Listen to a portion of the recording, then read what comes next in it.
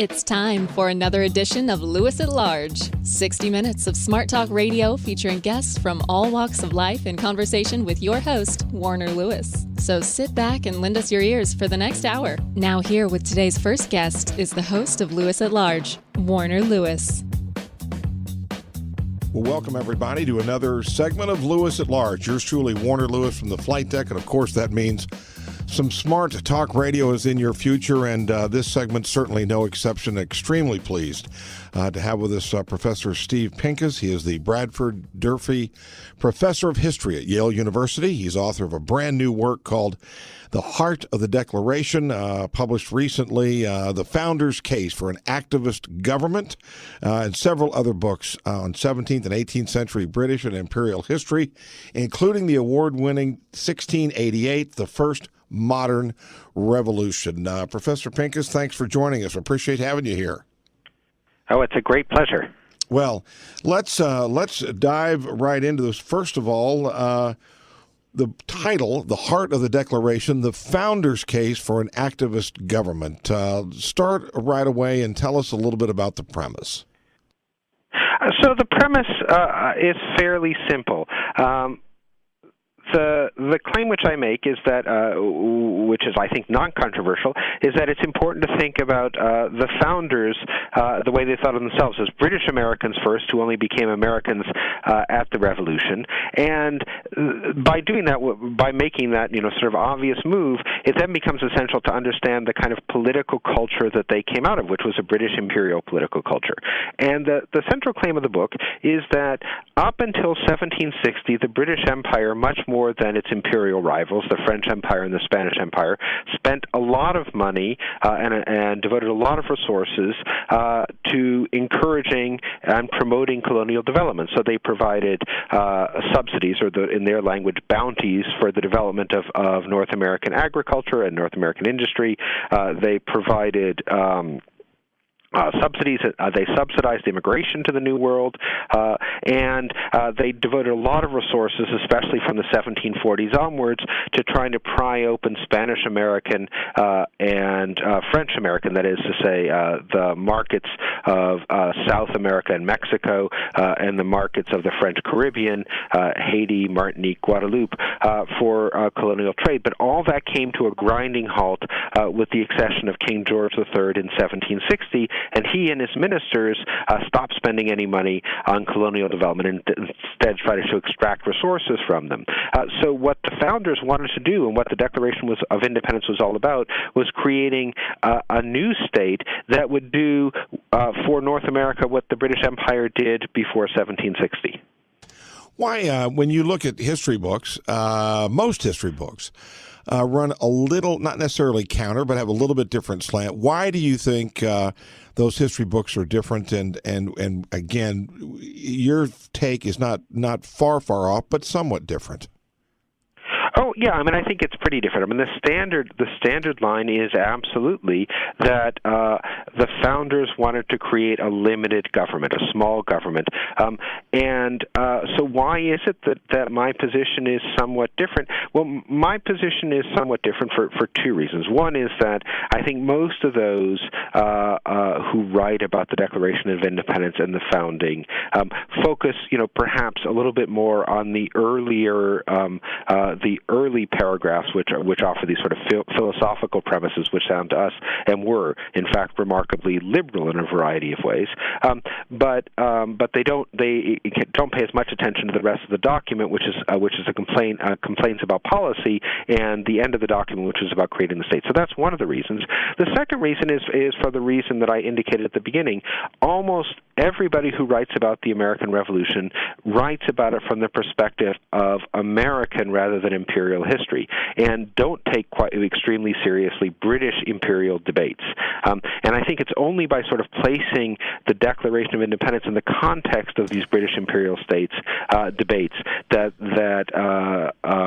the state-making elements and the activist elements of the Declaration become clear. Is it also possible that our view of the revolutions plays out pretty tidy and almost as sort of a romanticized passion play? Yours is a little bit more that's certainly complicated. true, and that's true in a variety of ways. I mean, it's true in the sense that it's the story that we're mostly told, or at least I was told in primary school and secondary school, was a very sort of happy story with little contention, et cetera, et cetera. But I think it's also true from the perspective that the founders, the very, very same people who wrote the Declaration of Independence, when it came time to write the Constitution, to frame the Constitution in the 1780s, in 1787, had to make the point that the government that had been created with the Declaration of Independence in 1776 and the Articles of Confederation in 1777 was insufficiently strong, and that's why we needed the Constitution. So they then told this story of how weak the government was, and it wasn't. There's no question that there were weaknesses in the government that was created at that time, but when the founders drew up the Declaration of Independence, they weren't intending to create a weak government. It just turns out that they didn't create something that was strong enough to govern the new republic. And you're also contending that one of their strong desires was to create that sort of patriot state again that they were aware of and knew before the ascension of George III. Is that correct? That's absolutely right. That's very much the case. And so that's why, for example, in the Declaration of Independence, and this is something that we don't know that much, we don't tend to learn about, is in the Declaration of Independence, George III was excoriated, was blamed bitterly for endeavoring to prevent the population of these states. And that's a direct quote from the Declaration of Independence. And they then went on to say in the Declaration of Independence, the Committee of Five who drew it up, that is to say, go on to say that George III is to be blamed for having obstructed the laws for naturalizing foreigners and having reversed long-standing British imperial policy by refusing to pass laws to encourage migrations hither. So they believe that there had been a long-standing tradition of encouraging and subsidizing immigration to North America, which George III reversed, and they very much wanted to go back to the old Patriot vision. And that old Patriot vision had been, made real in the 1730s with the founding of the new province, the then new province of Georgia in the 1730s. And that new province of Georgia was, in the first instance, peopled exclusively or almost exclusively by new immigrants whose way to North America was paid for by the British government, and for the first 2 years they had startup costs paid also by the British government.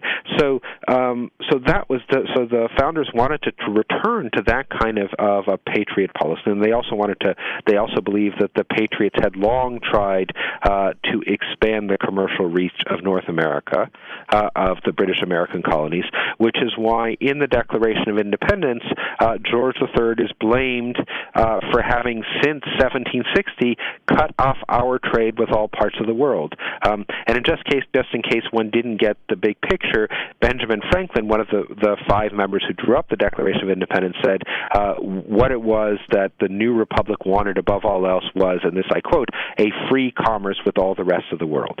So that was very much central to patriot politics. If you just joined us, yours truly, Warner Lewis, from the flight deck of Lewis at Large Radio. A special guest this segment, Professor Steve Pincus. He is the Bradford Durfee Professor of History at Yale University. He's also the author of several works on 17th and 18th century British and imperial history. We're talking, however, today specifically about a brand new work called The Heart of the Declaration, The Founders' Case for an Activist Government. Well, Steve, we're talking about the anti-trade, anti-development guy, King George III.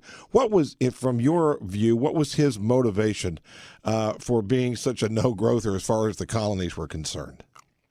Oh, so George III and his ministers, and one suspects that a lot of the political economic ideas came from the ministers, George Grenville and Lord North, for example. More than suspects, one knows.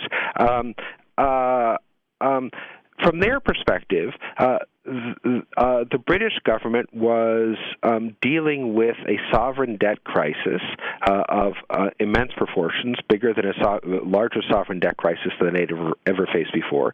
And while the patriot politicians had hitherto dealt with the large British national debt by advocating policies of stimulus, especially trying to stimulate growth in what they saw as the most dynamic part of the economy, that is to say, the North American colonies and the North American and West Indies colonies.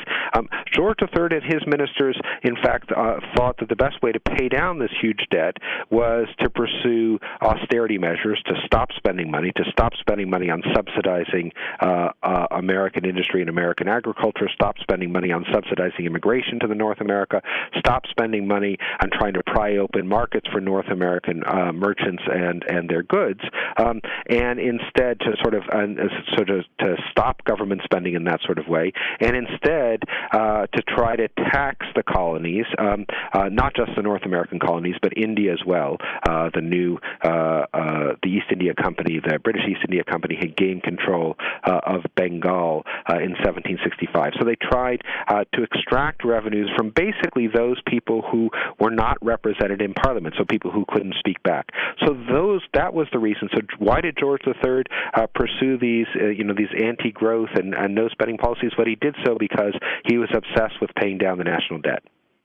So if Britain, could you make the case, had Britain not been in the financial shape it was in at the time, it's possible the American Revolution as we know it could have been either delayed or potentially never and truly have happened? Or was it inevitable? I think without question. I mean, and one way to sort of think this through is the vast majority of North American patriots came very slowly to the conclusion that they wanted to break with Great Britain. What most North American patriots, including people like Thomas Jefferson, wanted as late as 1774 was to effect political change in Britain. That is to say, to bring down the political ministry, the ministry of Lord North, and to bring in a patriot prime minister. They had their eyes set on a man by the name of the Earl of Shelburne, who actually became prime minister in 1782. And so they thought if that happened, then all of the policies which had been adopted since the accession of George III in 1760 would be reversed. So that was their first goal. And it was only when it became clear to them in 1774 and 1775 that North's government was not going to fall, that they began to explore independence as a second-best alternative. So the subtitle of the book, The Founders' Case for an Activist Government, is that my assumption is that means they were pro-immigration, they were pro-free trade, they were certainly pro-development. In a much more activist way versus sitting back passively and waiting for others to help them. Is that the case here, or dive a little bit deeper into the subtitle? Yeah, I mean, so that is very much the case, and let me sort of return to the Declaration, but also to the sort of larger situation. So in the Declaration, you'll recall in the early paragraphs of the Declaration of Independence, there are these, famous statements about the unalienable rights to equality and the pursuit of happiness.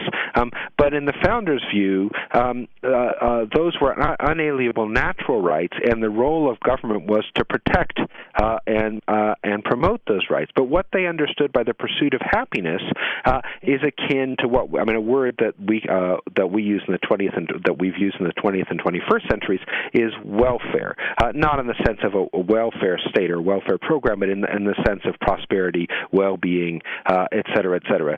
So the founders believed, or the vast majority of founders believed, that the state had a beneficent role to play, that the state needed to do as much as it could to promote the well-being and welfare of its subjects in the case of a monarchy, or citizens in the case of a republic.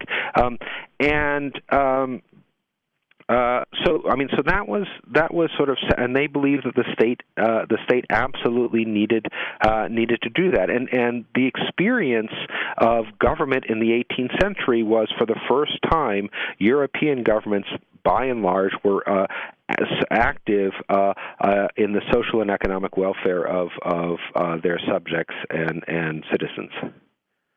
What about most, if not all, of the signers of the Declaration of Independence at some time were slave owners or involved at some level with that activity? I'm curious as to And many of them, as we know, had doubts about it, wondered about it, thought this seems incongruous with what and incongruent with what we're really trying to do here.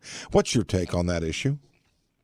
Well, so first of all, let me point out this was this fact, or this incongruousness, inconsistency, was a point that pro-British propagandists, defenders of the British state, the British government of Lord North, were very happy to point out. So Samuel Johnson, who was one of the great spokesmen for the British government in the 1770s, said, why are these Americans talking about things like equality when they're all slave owners? But what I try to argue in the book is that, in fact, in the 1760s and 1770s, many patriots on both sides of the Atlantic were converted to the notion, not that slavery was immoral. A whole wide range of people always believed that slavery was immoral, but thought it was economically necessary. But they were converted to the notion that slavery was economically deleterious. They believed, and this is because they believed that to have a prosperous economy and a growing economy over the long term, one needed creative interplay between production and consumption, that you needed people to be able to buy goods, and you needed people with wages to be able to buy goods. And, of course, slaves might be useful on the production end, but slaves were never going to be consumers, because no slave owner would allow his or her slave to purchase a new suit of clothes every week or something like that.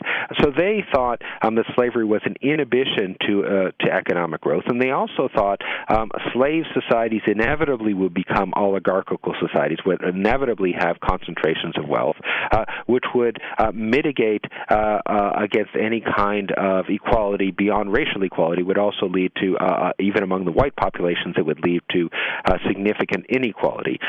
But the third reason why many of them became skeptical of slavery exactly in this period is that the British legal defense of slavery became rather different than it had been before. So there were a series of court cases, concluding with the famous case which Lord Mansfield decided, the Somerset case, which ruled that basically slavery was illegal in Britain and in Europe as a whole because slavery was an economic form which was only appropriate for primitive societies. So, these jurists pointed out that there had been something akin to slavery in medieval Europe, which they called serfdom, so peasants were like slaves, but that as European society and economy matured, they got rid of slavery legally. Now, the corollary to this and this kind of argument was, but it's okay for there to be slavery in the colonies because those are primitive societies. Now, many North Americans took umbrage of this. They didn't like being described, for understandable reasons, as primitives. So a number of North Americans began to argue in the 1760s and 1770s that if we're going to be a modern commercial society like Britain, like France, like Spain, we need to get rid of slavery. And so there was this kind of significant anti-slavery momentum that took off in the 1760s and 1770s. And indeed, in the first draft of the Declaration of Independence, we know that there was a clause which castigated George III for having imposed slavery on British North America. What I'm curious as to, and again, if you just joined us, Warner Lewis here from the flight deck of Lewis at Large Radio, talking to Professor Steve Pincus. He is a noted scholar and a historian, but we're talking specifically today about the heart of the Declaration, a brand new work, The Founder's Case for an Activist Government. Steve, I'm curious as to the kind of feedback, input, criticism, both high praise, low praise, for the work from your fellow scholars, particularly those focused on early American history. Yeah, so there's been a range of opinions. I've had obviously enthusiastic support from a number. I think the kinds of criticisms that I have received have been twofold. One is the argument that nobody in 18th century Europe really wanted an activist government. we know that that it was only in the late 19th century that arguments about the welfare state emerged.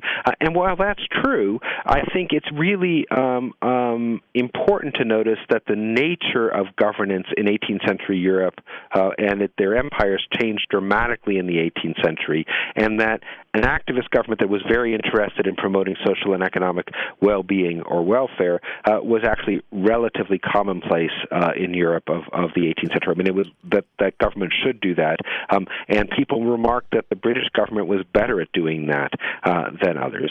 I think the second set of criticism, a set of arguments that I've received, have been along the lines of, they might have wanted to do away with slavery, but we know that slavery grew by leaps and bounds at the late 18th and 19th centuries, and obviously that's true.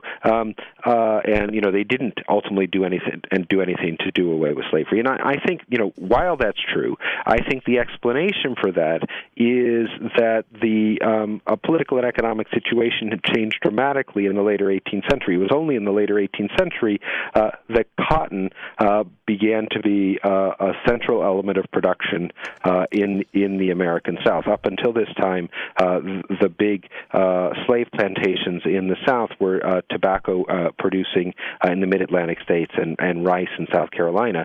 But the number of slaves on any of those plantations was tiny compared to the numbers on the cotton plantations.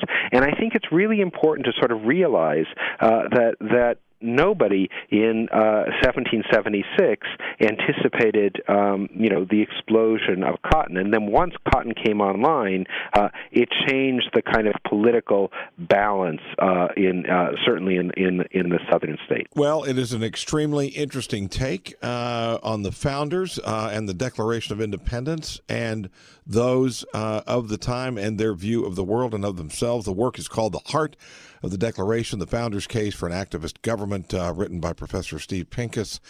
Steve, share with our listeners, obviously, how can people get a copy of this work and also find out a little bit more about the writings and some of the other work you've done?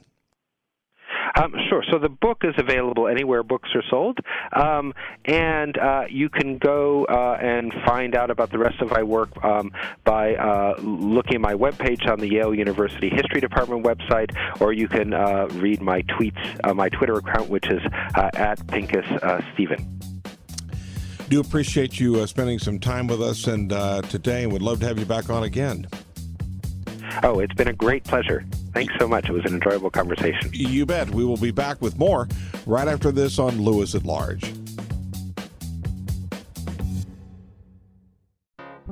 You love your dog and you love your yard, but sometimes what your dog leaves behind can make you not love your yard so much. Well, when that happens, it's Call of Duty Pet Waste Removal Service to the rescue. Large or small dogs, big yard or small, call Call of Duty. They clean up the mess your dog leaves behind. So if you're tired of cleaning pet waste from your yard, call Call of Duty, 764-7224. That's 764-7224. Prompt, effective, courteous services on the way. Your yard is left clean and waste-free. So don't waste any more time on waste. Call Call of Duty in Lawrence, 764-7224. That's 764-7224. Or visit their website, Call of Duty 2010.